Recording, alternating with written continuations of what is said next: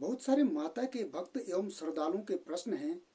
हमने नवरात्रि में दुर्गा सप्तशती ग्रंथ के 7, 9, 11, 27, 51 पाठ किए, परंतु हमें कोई अनुभव प्राप्त नहीं हुआ और ना ही हमारी कोई मनोकामना पूर्ण हुई और ना ही हमारे पाठ करने का हमें पूर्ण फल प्राप्त हुआ और ना ही माँ की कृपा और पूर्ण आशीर्वाद प्राप्त हुआ।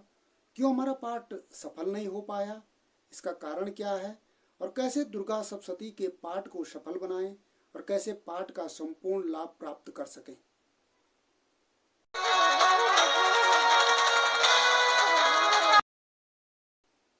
प्रणाम दोस्तों, YouTube चैनल वैदिक मंत्रा सीक्रेट में मैं आपका हार्दिक अभिनंदन करता हूं।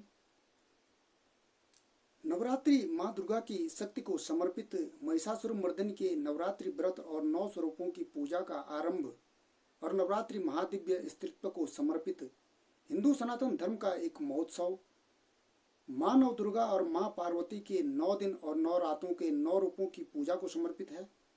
माँ दुर्गा की पूजा उपासना का महापर्व जब भक्त साधक माता की पूजा घर घर और मंदिरों में कलश स्थापना के साथ माँ दुर्गा को चौकी पर श्रृंगार अर्पित कर माँ को श्रद्धा और विश्वास से चौकी पर स्थापित करते हैं और 9 दिनों और 9 रातों का व्रत संकल्प लेकर दुर्गा सप्तशती का पाठ, चालीसा और माँ दुर्गा के मंत्रों का अनुष्ठान करते हैं। 9 रात 9 दिनों की साधना भक्ति का महापर्व जब भक्त साधक उपासक माँ दुर्गा की पूर्ण भक्ति के लिए व्रत संकल्प और पूर्ण नियम विधानों के साथ दुर्गा सप्तशती का पाठ और माँ दुर्गा के मंत्रों की साधना पूर्ण समर्पण और श्रद्धा भाव से करते हैं, जिसमें माँ आशीर्वाद स्वरूप अपने भक्तों के सारे कष्टों को हर लेती है और अपने भक्तों के सभी प्रकार के कष्ट, बाधाओं और अनिष्टों का नाश करती है और भक्तों को कृपा स्वरूप सुख समृद्धि, सुख संपत्ति एवं ऐश्वर्य, विजय और जीवन में सफलता का वरदान देती है। परंतु बहुत सारे माता के भक्त श्रद्धालुओं का प्रश्न है कि हमने नवरात्रि में दुर्गा सप्तशती ग्रंथ के 7, 9, 11, 21, 51 पाठ किए, परंतु हमें कोई अनुभव प्राप्त नहीं हुआ और ना ही हमारी कोई मनोकामना पूर्ण हुई और ना ही हमारे पाठ करने का पूर्ण फल प्राप्त हुआ। और क्यों हमारा पाठ सफल नहीं हो पा रहा है? इसका कारण क्या है? और कैसे दुर्गा सप्तशती के पाठ को सफल बनाएं और कैसे पाठ का संपूर्ण लाभ प्राप्त कर सकें? दोस्तों, क्योंकि आपकी मनोकामनाएं पूर्ण नहीं हो रही है, क्यों पाठ का संपूर्ण लाभ प्राप्त नहीं हो पा रहा है, क्यों माता की कृपा और आशीर्वाद प्राप्त नहीं हो पा रहा है, तो इसके लिए कारण और नियम है। क्योंकि दुर्गा सप्तशती पाठ करने के शास्त्र सम्मत कुछ विधि विधान और कुछ विशेष नियम हैं, जिनका ज्ञान होना आपको परम आवश्यक है। अगर आप दुर्गा सप्तशती पाठ में इन विशेष नियमों का पालन करते हैं तो आपको माता की पूर्ण कृपा प्राप्त हो सकती है और आप जो संकल्प और मनोकामना लेकर पाठ करते हैं वह अवश्य ही सफल हो जाती है। तो आज के वीडियो में आप दुर्गा सप्तशती का पाठ करने से पहले इन नियमों और विधानों को जान लें, जिससे आपको दुर्गा सप्तशती पाठ में पूर्ण सफलता प्राप्त हो सके। सप्तशती पाठ का पहला नियम यह है, जब भी आप दुर्गा सप्तशती पाठ का आरंभ करें तो इस बात का आप विशेष रूप से ध्यान रखें कि बिना आसन के आप दुर्गा सप्तशती का पाठ ना करें। आप आसन बिछाकर ही दुर्गा सप्तशती का पाठ करें। उत्तम फल प्राप्त करने के लिए आप कुश के आसन का प्रयोग करें। अगर कुश का आसन आपके पास उपलब्ध नहीं है तो आप कोई भी लाल रंग का आसन ले सकते हैं, क्योंकि बिना आसन के आपके पाठ का फल और संपूर्ण ऊर्जा धरती के माध्यम से इंद्रदेव खींच लेते हैं, जिस कारण आपको पाठ का संपूर्ण लाभ प्राप्त नहीं होता। इसलिए आप आसन का जरूर प्रयोग करें। दुर्गा सप्तशती पाठ का दूसरा नियम, जब भी आप दुर्गा सप्तशती पाठ का प्रारंभ करें तो उससे पहले सर्वप्रथम आप भगवान श्री गणेश का पूजन करें, क्योंकि सारी विघ्न बाधाओं का नाश करने वाले और शुभता और कार्य सफलता प्रदान करने वाले प्रथम पूज्य श्री गणेश ही हैं। इसलिए आप इनका पूजन अवश्य करें। और अगर आपने कलश स्थापना की है तो कलश पूजन करें, इसके बाद नवग्रह पूजन करें और षोडश मातृका पूजन के साथ ही चावल का अष्टदल कमल बनाकर उस पर ज्योति स्थापित कर ज्योति का पूजन करें। दुर्गा सप्तशती पाठ का तीसरा नियम, इस नवरात्रि में जब भी आप दुर्गा सप्तशती का पाठ करें उससे पहले दुर्गा सप्तशती पुस्तक की पूजा करें, पुस्तक को तिलक लगाकर प्रणाम करें और पुस्तक को दक्षिणा समर्पित करें और उसके बाद माँ आदिशक्ति जगदम्बे का ध्यान करें और उसके बाद आप पाठ का प्रारंभ करें। दुर्गा सप्तशती पाठ का चौथा नियम, नवरात्रि में दुर्गा सप्तशती का पाठ करने से पहले आप शापोद्वार मंत्र का पाठ जरूर करें। वह इसलिए आवश्यक है क्योंकि दुर्गा सप्तशती पाठ का हर मंत्र ब्रह्मा, वशिष्ठ और विश्वामित्र जी द्वारा स्थापित किया गया है। इसलिए जब भी आप दुर्गा सप्तशती का पाठ करें तो कवच, अर्गला, कीलक पाठ से पहले शापोद्वार मंत्र का जप अवश्य करें, क्योंकि बिना शापोद्वार के दुर्गा सप्तशती के पाठ का पूर्ण फल प्राप्त नहीं होता है।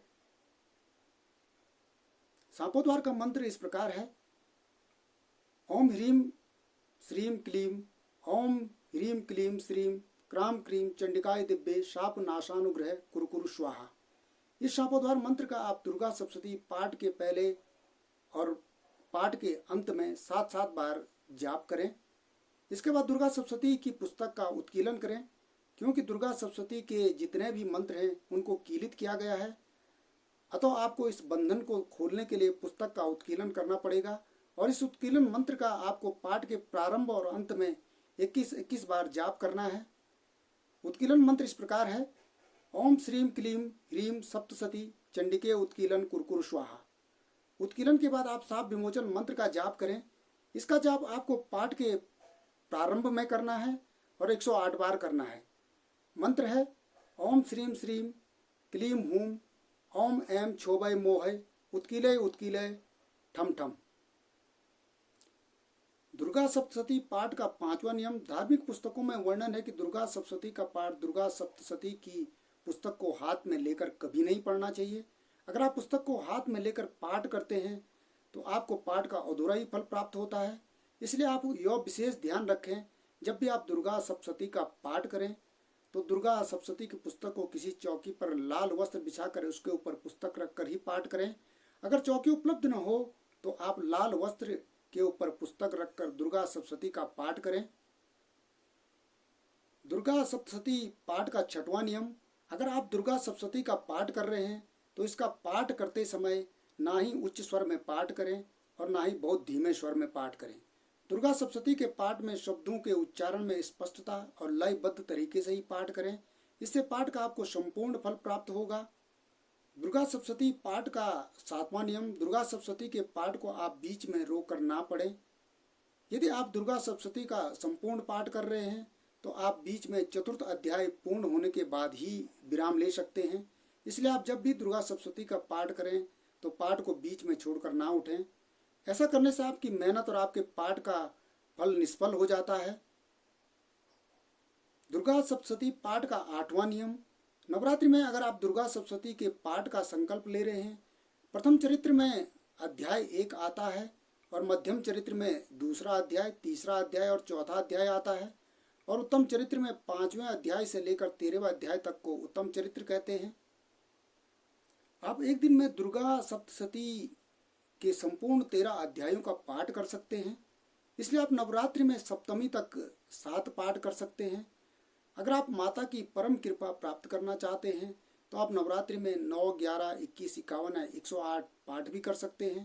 परंतु कई भक्तों के प्रश्न हैं कि हम दुर्गा सप्तशती के पूरे 13 अध्यायों का पाठ एक दिन में नहीं कर पाते हैं, हमारे पास इतना समय नहीं है कि पूरे अध्यायों का पाठ कर सकें। तो इसमें कोई समस्या नहीं है। अगर आप दुर्गा सप्तशती का पाठ करना चाहते हैं, आप 9 दिनों में अध्यायों को बांटकर दुर्गा सप्तशती का संपूर्ण पाठ कर सकते हैं। 9 दिनों में किस अध्याय का पाठ किस दिन करें, तो मैं प्रथम नवरात्रि से 9वीं नवरात्रि तक का विधान आपको बताता हूँ। पहली नवरात्रि के दिन आप अध्याय 1 का पाठ करें। दूसरे दिन की नवरात्रि पर आप 2रा अध्याय और 3रे अध्याय का पाठ करें। तीसरी नवरात्रि के दिन आप 4थे अध्याय का पाठ करें। चतुर्थ नवरात्रि के दिन आप 5वें, 6वें, 7वें और 8वें अध्याय का पाठ करें। पंचम या 5वीं नवरात्रि के दिन 9वें और 10वें अध्याय का पाठ करें। षष्ठम या 6वीं नवरात्रि के दिन आप 11वें अध्याय का पाठ करें, और 7वीं नवरात्रि के दिन 12वें और 13वां अध्याय का पाठ करें। 8वीं नवरात्रि के दिन मूर्ति रहस्य, हवन और क्षमा प्रार्थना करें। 9वीं नवरात्रि के दिन कन्या पूजन और कन्या भोज करें। अगर 8वें दिन की नवरात्रि पर आप हवन न कर पाएँ तो आप 9वीं के दिन हवन करके कन्या पूजन और कन्या भोज कर सकते हैं। परंतु आप जिस दिन भी कन्या पूजन करें, सप्तमी से 9वीं तक आप उसी दिन हवन करें। दुर्गा सप्तशती पाठ का 9वां और आखिरी नियम। नवरात्रि में दुर्गा सप्तशती पाठ का आरंभ करने से पहले नवार्ण मंत्र का जप अवश्य करें। नवार्ण मंत्र ओम ऐम ह्रीम क्लीम चामुंडाय विच्चे। इस मंत्र की एक माला का जाप पाठ की शुरुआत में करनी है और एक माला का जाप पाठ समाप्त होने के बाद करनी है। और आप अपनी सामर्थ्य के अनुसार मालाओं की संख्या घटा बढ़ा सकते हैं। और अंत में क्षमा प्रार्थना जरूर करें, क्योंकि शब्दों के उच्चारण और पाठ में भूल चूक हो जाती है।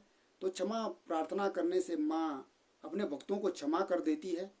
इसके अलावा अगर आप दुर्गा सप्तशती का पाठ संस्कृत में नहीं पढ़ पा रहे हैं तो आप हिंदी भाषा में पाठ करें। अगर आप पाठ स्पष्टता और शुद्ध उच्चारण से करते हैं, चाहे आप हिंदी में करो चाहे संस्कृत में करो, पाठ का संपूर्ण फल दोनों विधानों या दोनों तरीकों से मिलता है।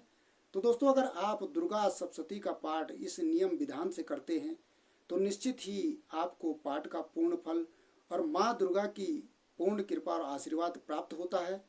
ये थे दुर्गा सप्तशती पाठ के वैधानिक नियम। अपने शब्दों को यहीं पर विराम देता हूँ और आप सभी जगदम्बा के भक्तों को प्रणाम।